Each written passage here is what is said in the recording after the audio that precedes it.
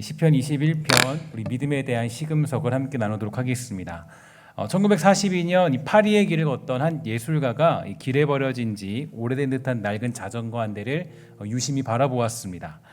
이 예술가는 자전거의 그 안장과 핸들만 떼어서 그 두 개를 붙여 놓으니까 마치 황소의 머리처럼 보이는 형상이 만들어졌음을 보게 되었는데요.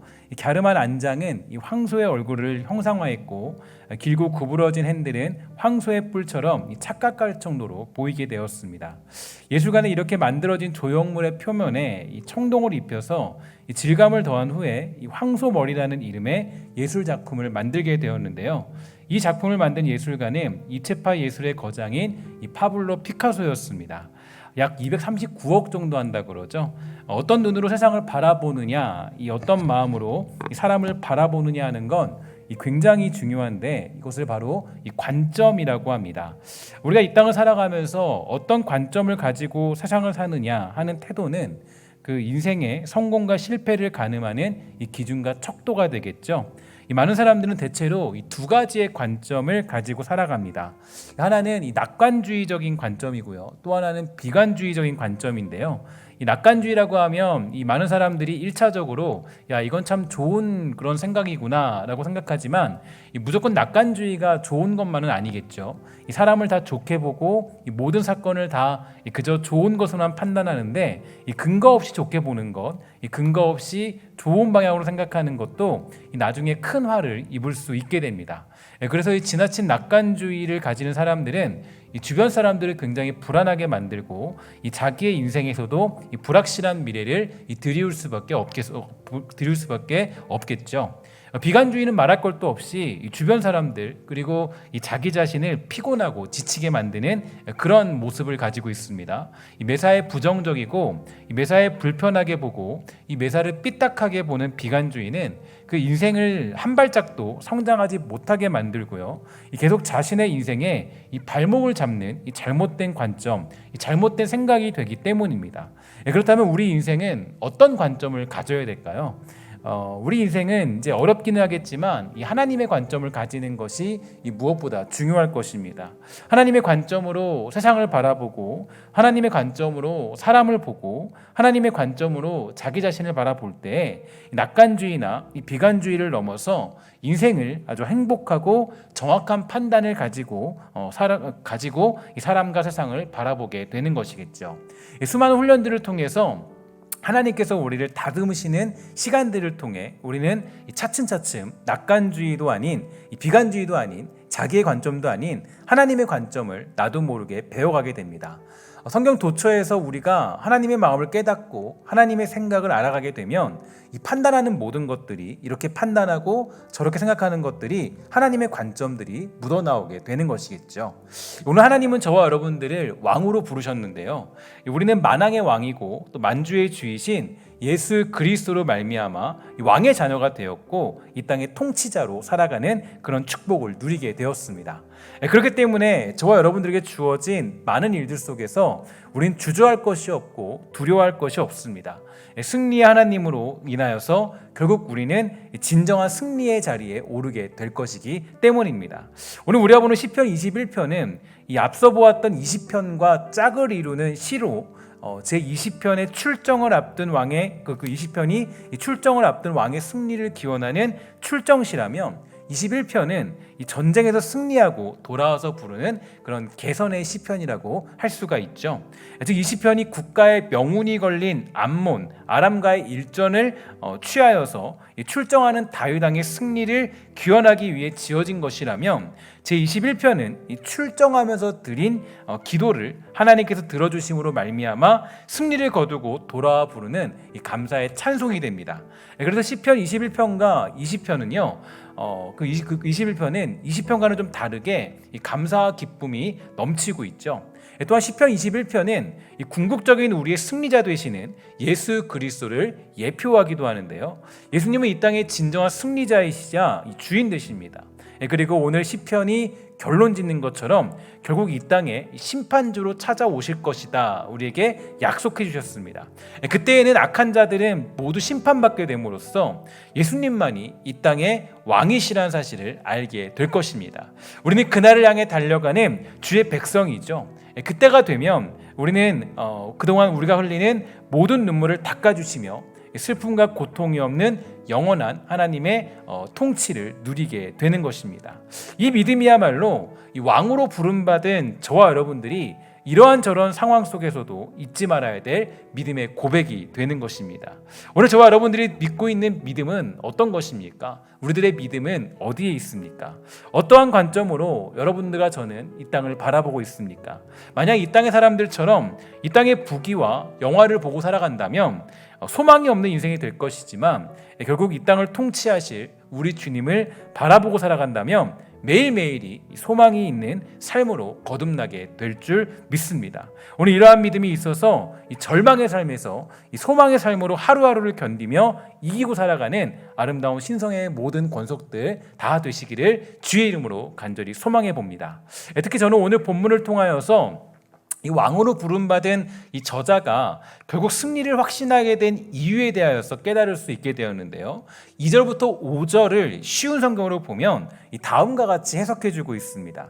주님께서는 그가 간절히 바라는 것을 허락해 주시고 그가 요청한 것을 들어주셨습니다. 주님께서 그에게 풍성한 복을 주셨고 그의 머리에 순금으로 만든 왕관을 씌우셨습니다. 그가 목숨을 건져달라고 하자 주님은 그를 살려주셨고 오래오래 살게 하셨습니다. 주님 덕분에 그가 수많은 승리를 얻었으며 커다란 영광을 누리게 되었습니다. 주님께서 그에게 찬란한 위엄을 더해 주셨습니다. 이렇게 선포하고 있습니다.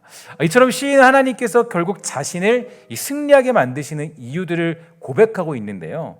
이런 고백들이 있습니다. 첫 번째로 주님께서는 그가 간절히 바라는 것을 허락해 주셨다. 그리고 두 번째로는 요청한 것을 들어주셨다. 세 번째로는 풍성한 복을 주셨고 네 번째로는 왕의 자리를 허락하셨기 때문에 이 왕은 확신할 수가 있었죠. 다섯 번째로 이 목숨을 살려달라고 하자 주님은 그를 살려주셨다는 경험들을 하게 된 것입니다. 그래서 오늘 시편의 저자는 이 자신에게 응답하시는 그 하나님을 높이고 찬양하고 있고 이 승리할 것에 대한 강한 확신을 가지고 있는데요. 이런 것을 볼 때 우리는 기도라는 것을 멈출 수 없는 이유를 깨달을 수가 있게 되죠. 우리가 간절히 바라는 것을 놓고 기도할 때 하나님은 우리의 기도를 허락하시고 들어주시는 분이기 때문입니다. 정말 그렇습니다. 하나님은 우리의 기도를 들어주시는 분이시죠. 그리고 기도에 응답을 주기도 하십니다. 하지만 중요한 것이 있다면 그 기도의 응답은 언제나 아버지의 마음으로 우리에게 허락이 떨어진다라는 거죠. 이 아버지의 마음은 무엇보다도 자녀가 잘되기 위한 마음이고 이 자녀가 행복하기를 바라는 마음인데요. 아버지는 자녀를 위해서 말없이 희생하고 가장 좋은 것으로 자녀에게 주기를 원합니다. 종종 이 가장 서운할 때가 이런 경우가 있어요. 어머니의 사랑이 아버지의 사랑보다 큰 것처럼 세상에 비춰질 때가 있어요. 그러면 아버지 같은 저 역할들은 굉장히 서운하죠, 그죠? 아버지의 사랑이나 어머니의 사랑이나 거의 똑같다라고 볼 수도 있겠습니다. 어쨌든지간에 사실 아버지의 사랑은 이 빛을 보지 못할 뿐이지. 얼마나 큰 희생 속에서 자녀를 키우고 양육하고 사랑하고 있습니까? 저 역시 그 아버지의 삶을 살고 있지만 할 수 있다면 이 자녀에게 가장 좋은 것으로 입혀주고 먹이기 위해서 저를 희생하며 살아가는 것이 분명합니다. 그리고 아버지의 마음은요, 이 자녀에게 가장 좋은 것으로 주고자 하는 마음이 담겨져 있죠. 그러다 보니까 이 자녀가 원하는 것을 아주 단호하게 들어주지 않을 때도 있고요. 이 자녀가 하고자 하는 것을 막을 때가 있습니다. 예를 들어서 결혼할 때 너는 어떤 남자를 만나야 된다. 이런 것들을 벌써부터 교육을 시키고 있거든요. 교육을 시키면서 이제 절대로 이런 사람이 와서는 나는 받아주지 않겠다. 이런 어떤 교육도 가지고 있어요. 그러니까 아무리 쫄라도 되지 않는다라는 것을 지금부터 알려주고 있다라는 거죠. 그러니까 잘 알지 못하는 자녀는 아버지가 왜 이걸 들어주지 않나 이렇게 이해하지 못하기도 하는 것입니다. 그러니까 우리의 기도를 들어주지 않았다, 응답해주지 않았다, 이렇게 우리가 가끔씩 신앙생활 하다 보면요, 우리 서로 이야기할 때가 많이 있지 않습니까? 하나님께 토로하기도 하죠. 하나님, 왜 기도했는데 나에게 응답해주지 않나요? 왜 하나님, 이게 좋은 뜻인 것 같은데 왜 하나님은 내 기도에 응답해주지 않습니까? 라고 물을 때가 있어요. 그러나 여러분, 자녀의 요구를 들어주지 않는 아버지는 없습니다. 물론 때로는 이제 이상한 아버지도 있지만 여기서 말하는 아버지는 우리가 말하는 이 좋은 아버지예요. 평상적인 아버지예요. 그러니까 심지어 세상의 아버지들도 이 자녀의 요구를 다 듣고 판단하고 가장 좋은 것으로 주고자 하는데, 하물며 하늘에 계신 우리 아버지는 어떨까요? 우리는 왕의 자녀로서 마땅히 진정한 왕 대신 아버지 하나님께 구할 수 있는 이 특권이 있지만, 이 모든 것이 내 마음 내 뜻대로 이루게 할 권한은 가지고 있지 않습니다. 그게 여러분 되게 중요한 거예요. 그러니까 내가 내 멋대로, 내가 내 생각대로, 내가 원하는 대로 응답받을 권리는 없어요. 그러니까 여러분, 이거 되게 중요한 건데, 우리가 보통 착각하는 것이 내가 원하는 대로 하나님을 응답해야 한다고 생각해요. 여러분, 대부분 자녀들이 아버지에게 뭔가를 요구할 때 그런 어떤 생각을 가지고 있죠. 야, 아버지에게 내가 이걸 요구하면 아버지가 들어주시겠지. 하지만 아버지는 다른 생각이에요. 절대로 자녀에게 그냥 아무렇게나 응답하지 않습니다. 저도 이제 자녀를 키우다 보니까 자녀를 위해서 가장 좋은 것으로 응답해 주는 게 아버지의 몫이죠. 이게 아버지의 몫이에요. 그러니까 우리가 이렇게 생각하면 돼요. 내가 원하는 대로, 내가 필요한 대로 응답받을 권한은 가지고 있지 않아요. 그러나 한 가지 권한이 있다면, 한 특권이 있다면, 하나님 아버지께 무엇이든지 구할 수 있는 특권을 가지고 있죠. 그리고 그 응답은 누가 해주시느냐? 아버지 대신 우리 하나님께서 응답을 해주시는 거예요. 어떤 것으로요? 가장 좋은 것으로, 가장 선한 것으로. 근데 이 선하고 가장 좋은 것이라는 게 우리의 생각과는 틀립니다. 그러니까 이게 여러분 잘 기도할 때 여러분 잘 생각하셔야 돼요. 내 생각과 틀려요. 예를 들어서 우리의 어떤 가지고 있는 질고의 문제, 병의 문제, 가족의 아픔들, 이게 고쳐지는 게 우리가 생각하는 옳다고 보이잖아요. 근데 하나님의 뜻은 또 다른 데 있어요. 그러니까 이게 여러분 되게 우리에게는 이해할 수 없는 길이에요. 하나님, 저 사람 고쳐주면 좋은 거 아니에요? 물론 맞죠. 그게 맞겠죠. 그러나 그게 꼭 아버지의 뜻은 아니더라고요. 하나님이 원하시는 가장 선하고 좋은 뜻이 있어요.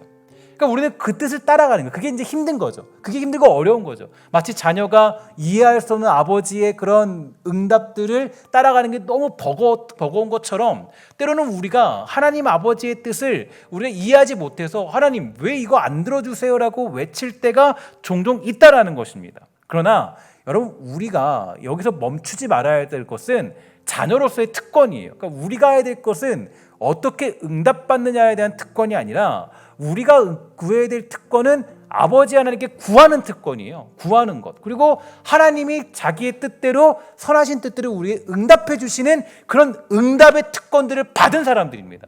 이거를 우리들이 구분을 하셔야 돼요. 근데 이 구분을 하지 못하니까 하나님께 서운한 거죠. 하나님, 제가 다 드리지 않았어요. 다 바치지 않았어요. 제가 하나님께 시간도 드리고 돈도 드리고 어떤 사역도 드리고 체력도 드렸는데 왜 나에게 여기밖에 안 됩니까? 라고 외칠 때가 많이 있더라는 것입니다.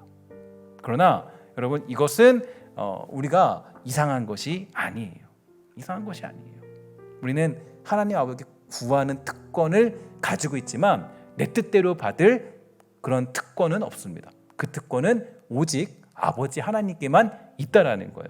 그러니까 여러분, 우리가 하나님께 기도할 때 사실 저는 그렇게 생각해요. 너무 하나님 아버지께 거창하게 성숙하게 기도할 필요는 없다라고 생각합니다. 물론 우리가 조금 지나서, 그러니까 어떤 20년, 30년 지나면 좀 성숙하게 기도할 필요도 있겠죠. 그러나 여러분, 제가 보니까 어느 날 어떤 TV를 봤는데요, 이 한 90세 된 노모가 그 한 60세 된 아들에게 이렇게 말하더라고요. 얘야, 나갈 때 찾길 조심해라, 이렇게 얘기하더라고요. 저는 그 말이 참 이게 뭐가 마음에 와닿았어요. 그러니까 마치 이 90세가 된 노모도 60세가 된 자녀에게는 그렇게 말하는 거예요.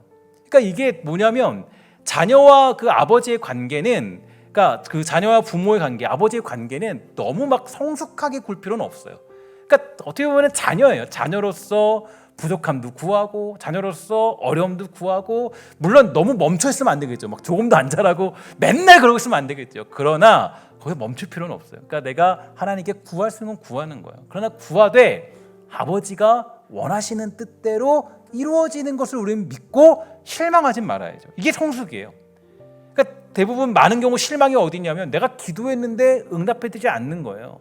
내가 하나님께 엎드렸는데 응답받지 못한 거예요. 내가 하나님께 간절히 구했는데 내가 원하는 대로 뜻이 이루어지지 않은 거예요. 여기에 실망하거든요. 그러나 이 실망은 우리가 해야 될 실망은 아닙니다.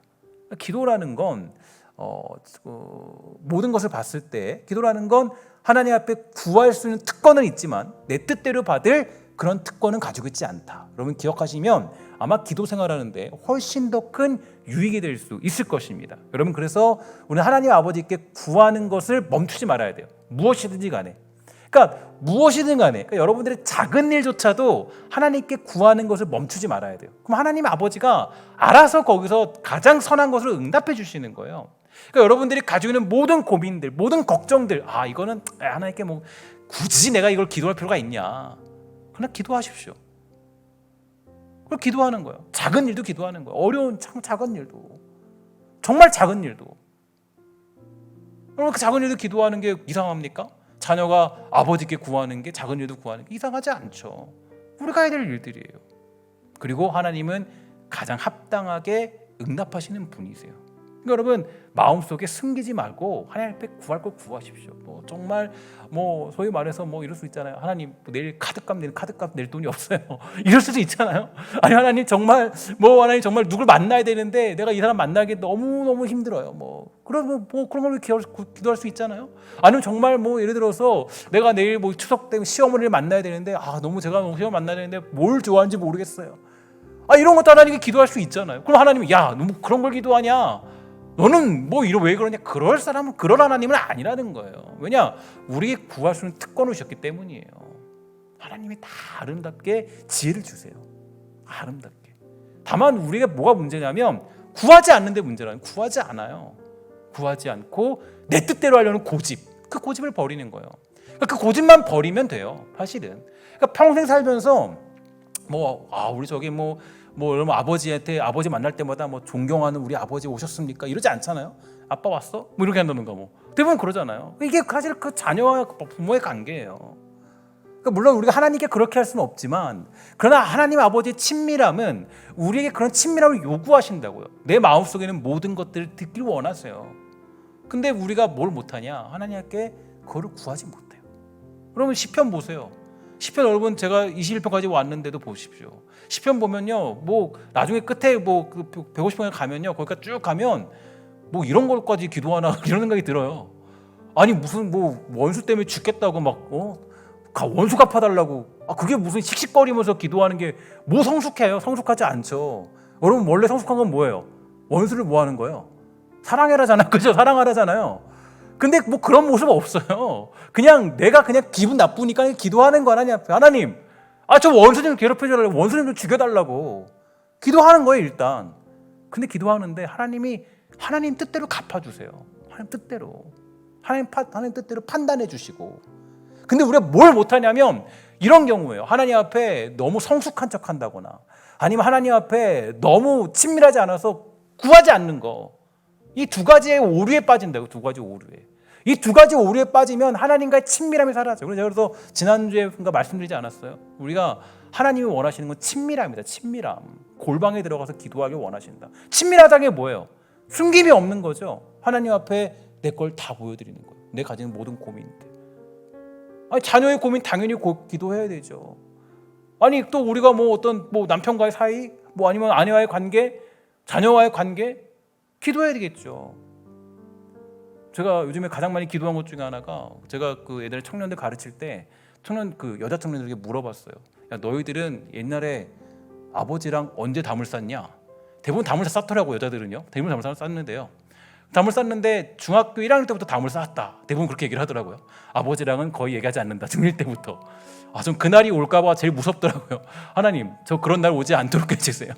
그때 지혜롭게 해주세요라고 기도할 때 굉장히 많이 있었어요.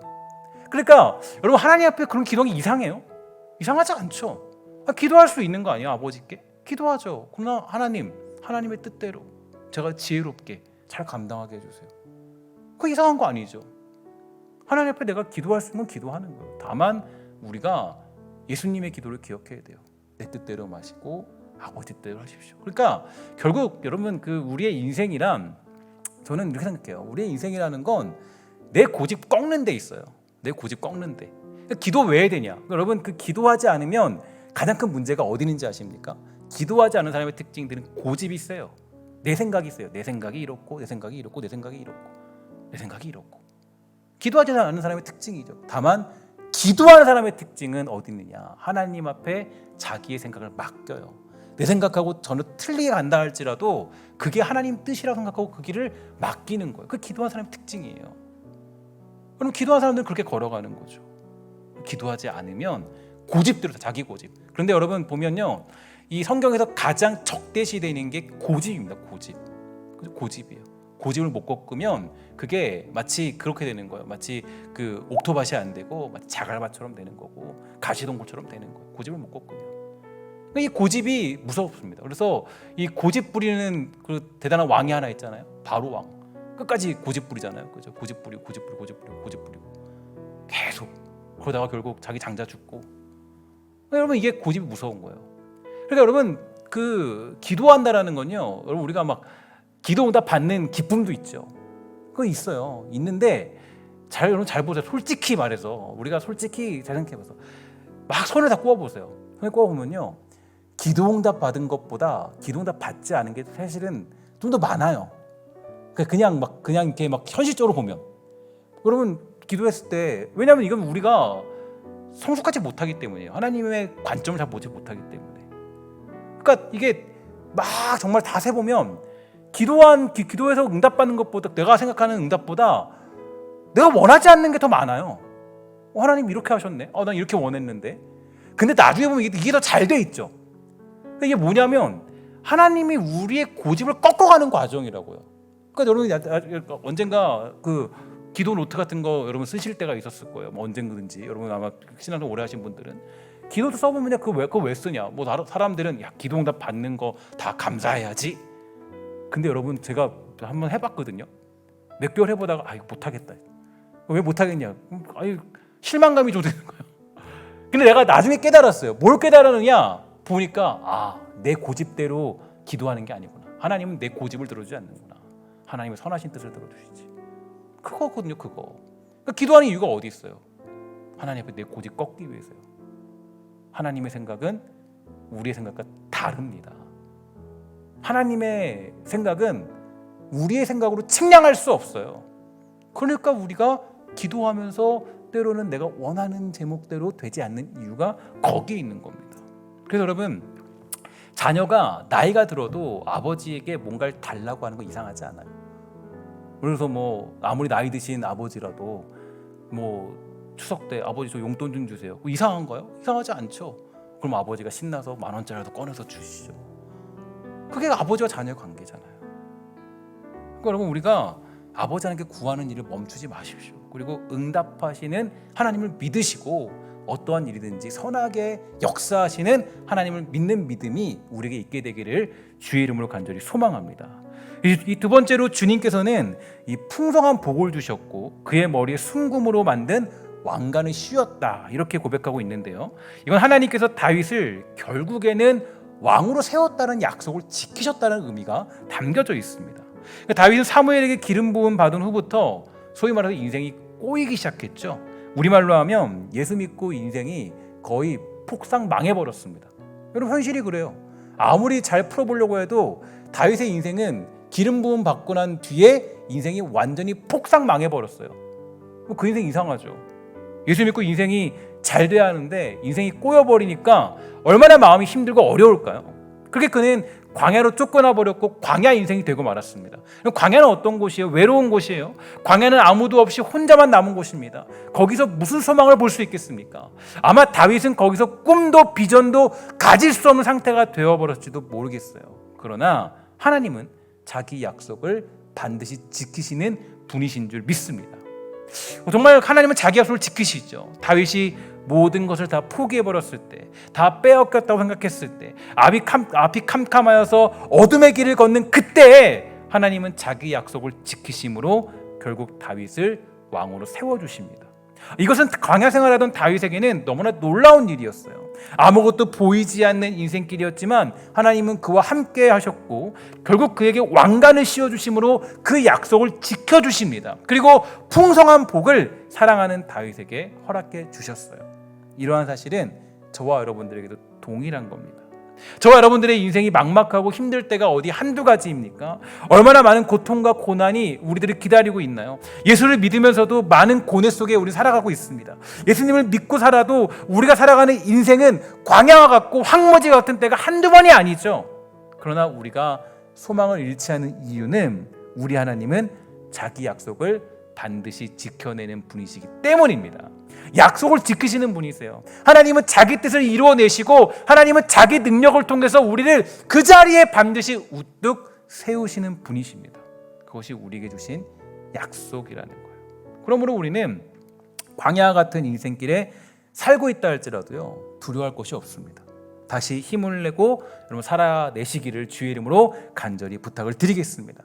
하나님께서 여러분을 도우시며 자기 백성을 버리지 않는 분이세요. 세상의 모든 사람은 우리를 다 잊어버린다 할지라도 우리 하나님은 우리를 자기의 손에 새기시고 우리를 잊어버리지 않는 분이십니다. 자기 약속을 지키심으로 지금은 우리가 부족할지라도, 이게 중요해요.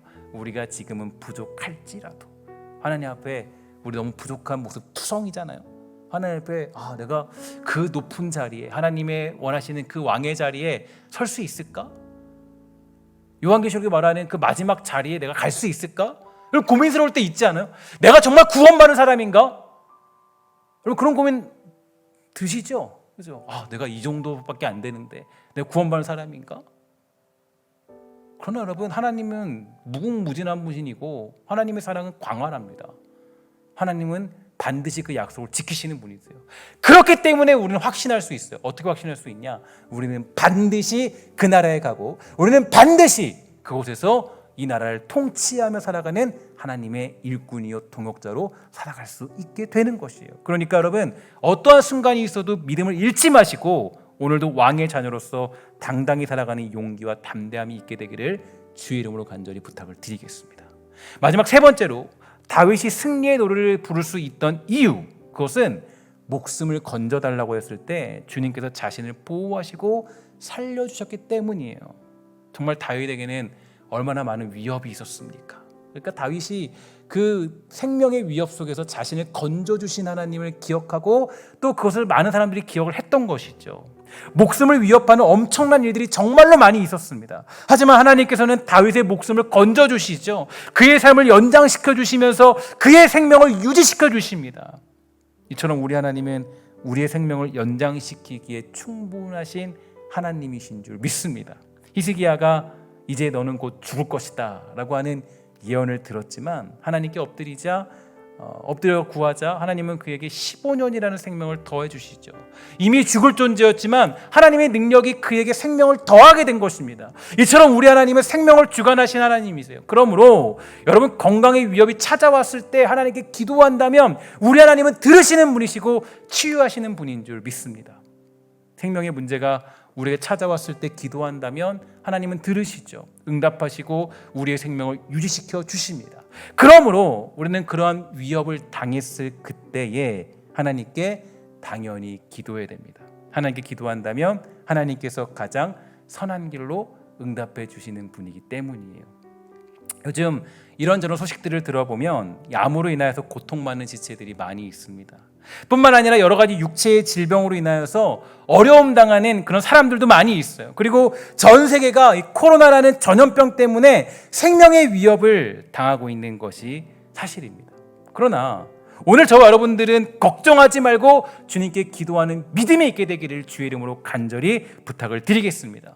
주님께서 가장 합당한 시절을 주시고 가장 정확한 인생길을 우리에게 허락해 주시는 분이세요. 여러분 오늘 혹시라도 건강에 문제가 있는 분들이 이 말씀을 듣고 있습니까? 생명의 어려움에 처한 가족들이 있습니까? 그러면 오늘 이 시간 주님께 기도하게 되기를 주의 이름으로 간절히 부탁을 드리겠습니다. 기도하면 하나님은 응답해 주시죠. 기도하면 우리 하나님은 충분히 그 생명을 연장시켜 주시고 건강을 회복시켜 주시는 분이십니다. 광야 생활 중 수많은 위협 속에서도 이 다윗을 지켰던 것처럼 말이죠. 사도 바울도 마찬가지였어요. 얼마나 많은 위협이, 생명의 위협이 그에게 찾아오게 되었습니까? 하지만 하나님은 그가 사명 다하는 그때까지 지켜주셨습니다. 여러분, 하나님이 지키고 보호하심이 그를 그 역할을 완수할 수 있도록 인도해 주신 거예요. 사실 저는 이렇게 생각을 많이 합니다. 우리의 생명은 사명을 다하는 때까지예요. 여러분 기억하십시오.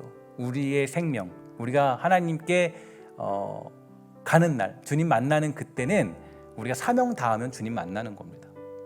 내가 사명이 없으면 주님 만난다고 보면 돼요. 사명 가지고 살아가면 우리는 그때까지는 무조건 살아갑니다. 하나님은 약속의 하나님이시기 때문이죠. 자기 약속을 이루시는 분이기 때문이에요. 사명 가지고 살아가는 사람은 죽는 일이 없어요. 왜냐하면 그 사명을 완수해야 되기 때문입니다. 오늘 우리에게 주신 사명이 무엇인지 기억하십시오. 저와 여러분들에게 주신 사명은 어떤 것입니까? 그 사명 가지고 살아간다면 하나님은 그 사명이 이루어지기까지 우리를 지키시고 도우시는 분인 줄 믿습니다. 정말 여러분 그런 경우가 있죠. 되게 유명한 일화인데요. 어떤 억만장자가 있었습니다. 억만장자가 한 50세쯤에 이 사형 선고, 즉 이제 그 감옥에서 말고 이제 그 병으로 인해서 당신은 이제 3개월밖에 살지 못합니다라는 그런 사형 선고를 받게 됩니다.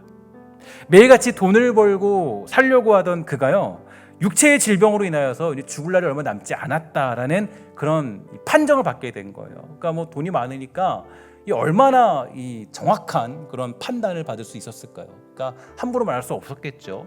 그렇기 때문에 이제 이 사람이 곧 죽을 날이 얼마 남지 않았습니다. 그런데 이제 보니까 자기가 가진 재산이 엄청나게 많은 거예요. 그때부터 그래서 내가 죽기 전까지 이 돈을 다 쓰고 죽어야겠다. 그래서 이제 생각을 한 거죠. 그때 뭐 했냐? 그래서 그 돈을 가지고 하나님께 드리고 또 그 돈 가지고 또 이웃을 돕고 그 돈 가지고 하나님 나라 사역을 위해서 감당하고 여러 가지 역할을 감당하다가 몇십 년을 더 살았다는 거 아니겠어요? 그래서 여러분 이게 그냥 단적인 예지만 저는 이런 모습들이 우리에게 굉장히 필요한 모습을 생각해요.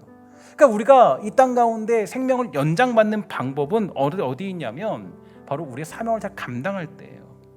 단적인 예이자 실제로 있었던 일입니다.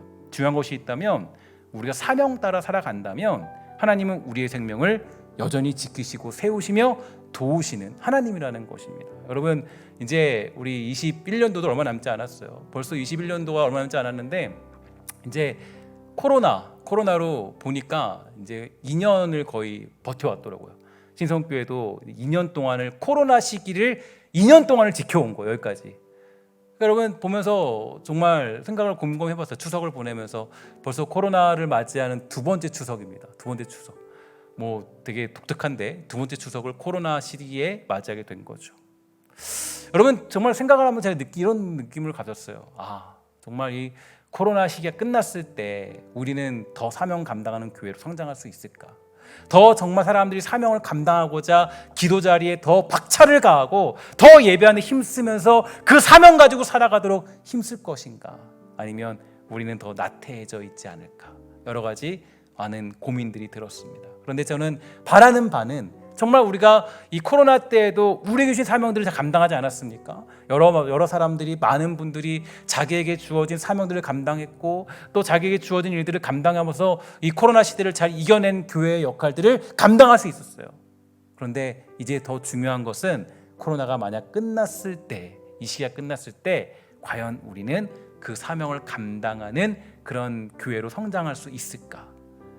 우리가 사명 감당하는 교회로 성장한다면 하나님께서는 우리의 시간을 연장시켜 주시고 주님 오시는 그때까지 우리가 그 교회 역할을 감당할 수 있게 되는 것입니다.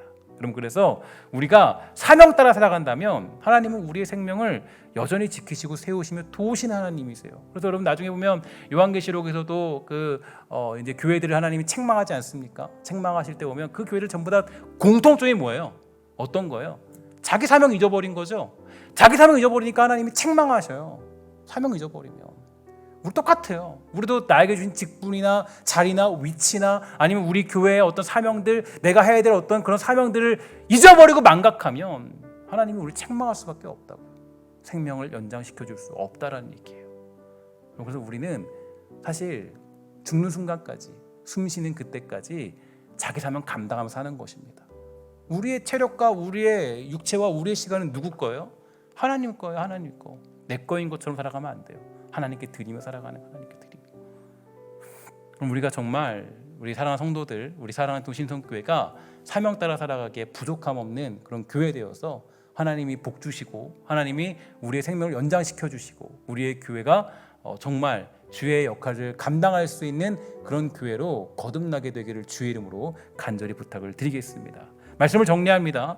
오늘 우리는 기도해야 될 이유 3가지를 살펴보게 되었는데요. 첫 번째로 하나님은 응답하시는 분이기 때문이다 라고 말씀드렸습니다. 두 번째로 하나님은 약속을 반드시 지키는 분이시다 라고 말씀드렸고요. 세 번째로 하나님은 우리의 생명을 주관하는 분이시기 때문에 우리는 기도해야 된다라고 말씀드렸습니다.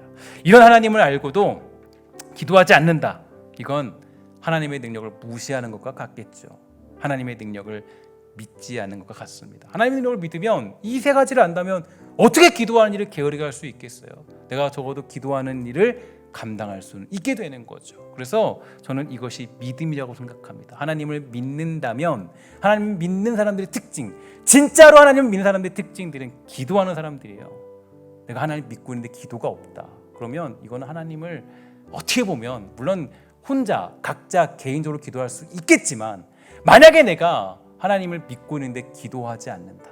그것은 어쩌면 하나님을 가짜로 믿고 있는 것일지도 모르는 것입니다. 여러분, 하나님을 진짜로 믿는 믿음이 있는 여러분들에게 하나님의 주시는 응답과 놀라운 축복들이 넘쳐나게 되기를 주의 이름으로 간절히 부탁을 드리겠습니다. 기도하도록 하겠습니다.